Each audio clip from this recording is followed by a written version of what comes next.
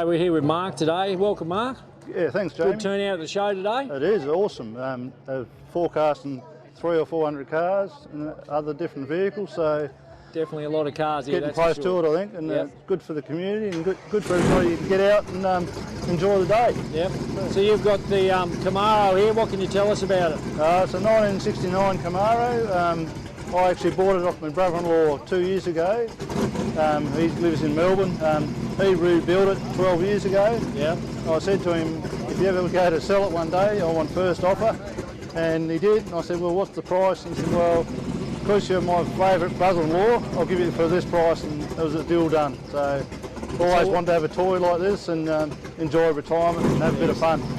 Excellent, excellent. So what sort of motor has he got in it, mate? It's good. It's a 350 Chev, stroke out to a 383. So plenty of go then. Yeah, that's mate. Yeah. So, and what colour are we looking at on it? Well, it's. I'm not quite sure of the actual colour, but some people say it's a Mazda blue. Mazda blue. Excellent. Well, nice car, mate. Thanks for giving us a quick joy. No worries, Jamie. Thanks, mate. Thanks. See ya. Cheers.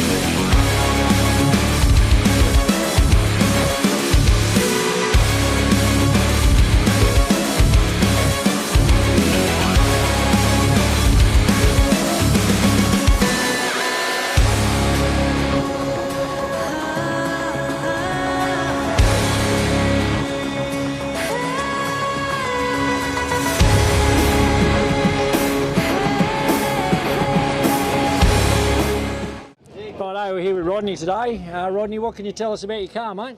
It's a 1976 Chev C10. It's obviously had a few different bits and pieces done to it over the years. It's on airbags all round, 22-inch wheels. It's been shaved, tailgate and everything's welded up. It's got Cadillac tail lights on it, so yeah, it's a little bit different. And she's no show car and no go car, but it's a pretty cool car, and yeah, it turns a few heads, which is good. As long as you enjoy it, mate. Yeah, absolutely, yeah. So what sort of motor have we got in it? It's a 350 Chev in this one with the turbo 350 auto in it, yeah. Yep. So she's a family cruiser? Pretty much, yeah. Excellent. Well, they're better out of the shed than in the shed, mate. Oh, absolutely, yeah. Like, days like today, get them out, yeah, it's lovely. Yeah, awesome. Thanks, Got Rodney. the weather for it, so yeah, it's been a good day. Awesome. Thank you very much, mate. Thank you. Cheers. Right, we're here with Peter now with his immaculate-looking Jeep. Oh, no, it is a Jeep, isn't it? It Peter? is. It is Jeep, yep. So what can you tell us about it, Peter? Well, this is a 1945 Ford Jeep. It's one of the rarer versions because there were less Fords than there were actually Willys made.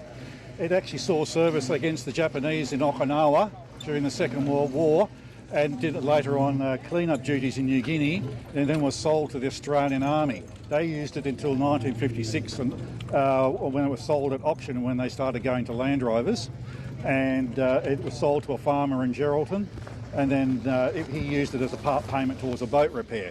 And that's where I found it, in a boat shed. Yeah, right. So it's had a fair bit of work done to it over the years to get it back to where it was. My word, it was a 3-year restoration. 3-year restoration down there. It was so bad that there was no floors left and it was all completely rotted. Engine, spun bearing, water in the gearboxes and water in the diffs. It was a real mess. Yeah, right. Yeah. So what sort of motor do these have in it? Has a 2.2 litre side valve. The engine originally is derived from the 1926 Willys Whippet. Yeah, right. And the Willys Whippet down there. This one actually has a Willys engine in it. Yep. Because the Willys engines are slightly better than the Fords. Yep. The only way you can tell them apart is you have to put them on a scale.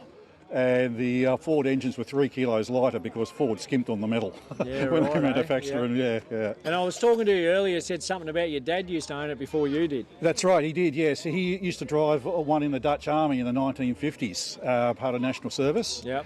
And this Jeep is actually a replica of the one he used to drive, right down to the serial numbers and all the logos and everything on the Jeep. The 2-star General plates denote the 2-star General Coogee, which he used to drive around down there as his personal driver. Yeah, excellent, excellent. So it's been in the family for a long time. Yes, I've owned this vehicle since 2003. Yep. This one from 2003, and the restoration was completed in 2006. So it took a few years to get back to yes, where she was. A lot of it was just bodywork because I had to replace the entire floors, all the floors down there. The chassis had to go away for specialist repair. The engine was like spun bearing, the gearbox full of water, completely rusted up. The rear diff completely chewed up. It had been run without oil. It was all blue and concave with the teeth, and it was a mess. It was a mess. Lovely. So these are a 4-wheel drive? They're a 4-wheel drive, yes. As a 4-wheel drive, you can flick them in and out if you want. Yep. Top speed is about 60 mile an hour on the road. Yeah, right. That's not too bad for an old girl. That's not too bad, but that's redlining the engine, and considering if you wanted to rebuild one of these engines now, it's about $7,000. So you don't do that to them. It's too expensive. Awesome. No, it's a credit to you, mate. A nice car, and thanks for joining us today for a bit of a chat. Not a problem. This one even had bullet holes in it when I got it. Yeah, right.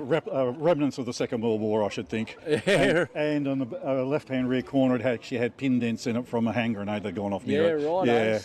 She's had a bit of work done to her then. Yeah, she's seen her fair share. Awesome. Thanks for joining us today, mate. Not a problem. Cheers.